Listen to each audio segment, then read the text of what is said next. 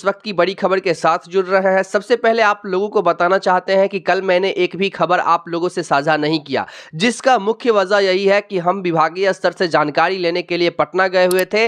और आपको जैसा कि मैंने पहले खबर में बताया था कि कर्पूरी सभागार में फिर से बीजेपी के तमाम नेताओं की जो है बैठक है और बिहार में भी बीजेपी की सरकार है और तमाम वर्ग के जो संविदा कर्मचारी लगातार आस लिए बैठे हुए हैं कि उनका काम कब तक होगा, कब तक उनको जो है न्यूनतम मानदेय के साथ साथ उनको जो है एक अच्छी खासी जिंदगी को लेकर के जो है नियमितीकरण की सपना पूरा होगा।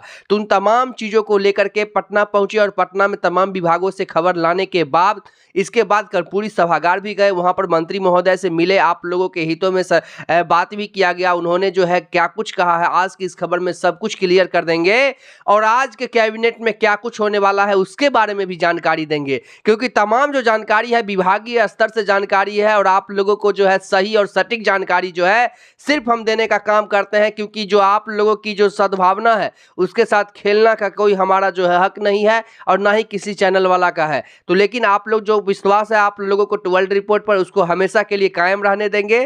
तो चलिए खबर में आगे बढ़ते हैं और तमाम जानकारी विभागीय स्तर से देने का काम करते हैं। तो थोड़ा सा आप लोग गौर फरमाइएगा, क्योंकि कल की खबर नहीं डाल सके इसका यही मुख्य वजह है कि कल जो है पूरा दिन हम लोग बिजी रहे।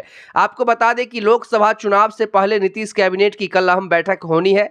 माना जा रहा है कि कैबिनेट में आम जनता के लिए लोक लुभावन फैसले लिए जाएंगे। नीतीश कुमार की अध्यक्षता में शुक्रवार को शाम 4 बजे मीटिंग होगी, जिसमें दोनों डिप्टी सीएम सम्राट चौधरी, विजय कुमार सिन्हा समेत सभी मंत्री शामिल होंगे, जो कि विभागीय स्तर से जानकारी है और बिल्कुल ऐसा ही होगा। ये आप लोग भी गांठ बांध करके रख लीजिए। आगे बता दें कि बिहार सरकार के कर्मियों और सरकारी पेंशन भोगियों को बढ़ती महंगाई से राहत मिल सकती है। 4% डीए में इजाफा मिल सकता है। बिहार में 3.5 लाख सरकारी सेवक और इतने ही पेंशनधारी हैं। डीए 46% से बढ़कर 50% हो सकता है। इधर शिक्षकों को भी डीए का लाभ मिल सकता है।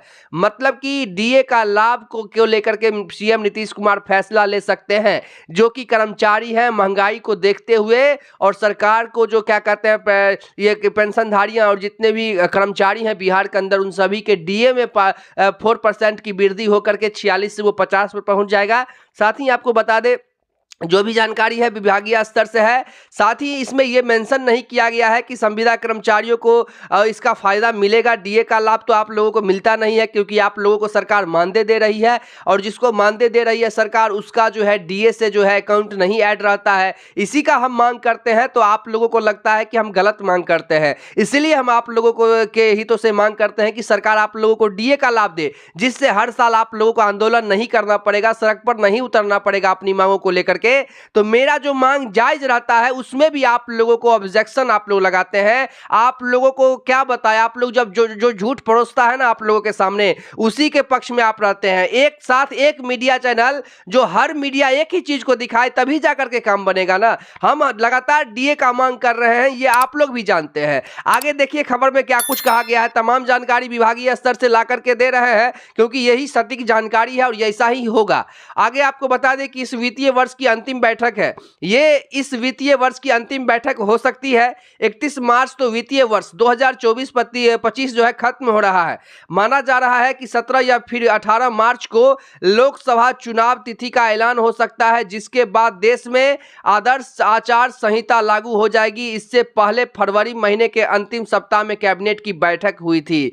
मतलब ये भी घोषणा की गई है कि आचार संहिता भी लग सकता है, और आचार संहिता जब लग जाएगा तब तो आपको पता होगा कि कोई भी सरकारी काम जो है आगे नहीं बढ़ेगी, वहीं पर ठप हो जाएगी, क्योंकि विभागीय स्तर से जितने भी पदाधिकारी हैं उन सभी को चुनावी ड्यूटी में लगाई जाएगी और आचार संहिता में सरकार का कोई भी फैसला जो है मान्य नहीं होता है। ये भी आप लोगों को पता होगा, बशर्ते बिहार में जो है वो लोकसभा चुनाव का नहीं कोई प्रभाव पड़ने वाला है। इसीलिए प्रभाव तो पड़ेगा ही, लेकिन इसीलिए क्योंकि इन राज्य को जो है विधानसभा से मतलब होता है, लेकिन कहीं ना कहीं कर्मचारी जो अलग अलग जाकर के वहां पर जो अपना सेवा देंगे इलेक्शन ड्यूटी को लेकर के, और बड़े स्तर से जो है तबादला भी हुआ है बिहार में। ये भी आप लोग जानते हैं कि बड़े स्तर पर जो है तबादला किया गया है, जो इलेक्शन में किसी भी प्रकार की कोई दिक्कतों का सामना नहीं करना पड़े, क्योंकि ये चुनाव जो लोकसभा चुनाव है ये पूरे देश में होने वाला है और ये बहुत ही ऊपरी चढ़ाव से होती है। और आपको बता दें कि बिहार में भी बीजेपी की सरकार है, तो इसी को लेकर के जो है थोड़ा सा सरगर्मी जो है तेज हो गई है।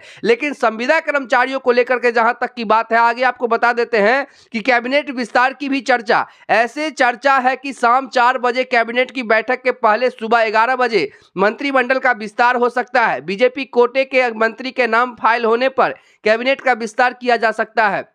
इस वक्त की बड़ी खबर बता रहे हैं कि ऐसी चर्चा है कि शाम 4 बजे कैबिनेट की बैठक के पहले सुबह 11 बजे जो है मंत्रिमंडल का विस्तार हो सकता है। बीजेपी कोटे के मंत्री का नाम फाइल होने पर कैबिनेट का यह विस्तार किया जा सकता है। लगातार बता दें कि कैबिनेट विस्तार टला है। दरअसल आज एनडीए सरकार का कैबिनेट विस्तार होना था जो टल गया है, अब ये कल हो सकता है। बताया जा रहा है कि दिल्ली से बीजेपी की लिस्ट अभी तैयार नहीं हुई है, जदयू की लिस्ट पहले से रेडी थी।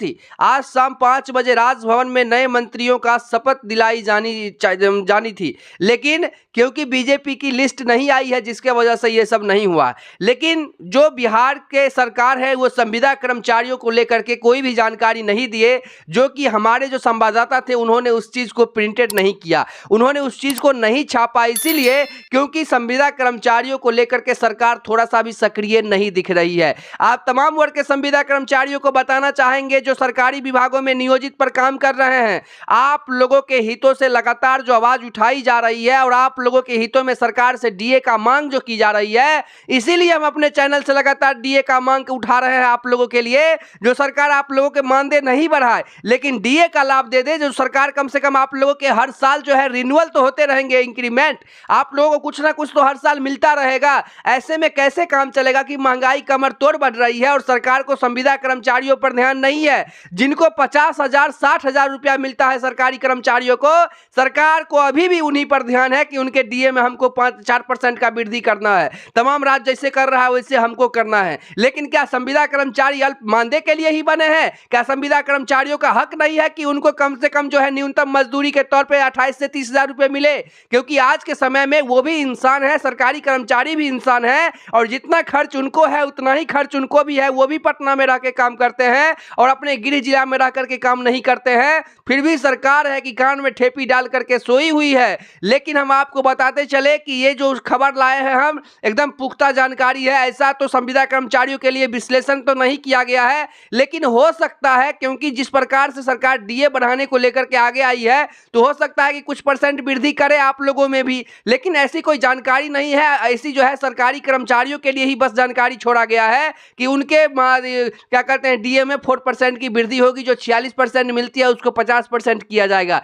लेकिन तमाम वर्ग के संविदा कर्मचारियों के हितों से लगातार ऐलान कर रहे हैं और तमाम विभागों का दौरा कर रहे हैं। आपको हम विश्वास दिलाना चाहते हैं कि आप लोगों के हितों में लगातार जो सटीक जानकारी होती है वही आप लोगों तक देने का काम करते हैं। और हम लोगों का जो काम है आप लोगों की आवाज को उठाना, वो लगातार हम अपने प्रश्न पर उठा रहे हैं। और कल जो खबर नहीं दिए थे उसका मुख्य वजह है कि कल आप लोगों के लिए खबर लाने के लिए गए हुए थे। डिटर्मिनेशन प्रक्रिया अभी चल ही रहा है कंटिन्यू।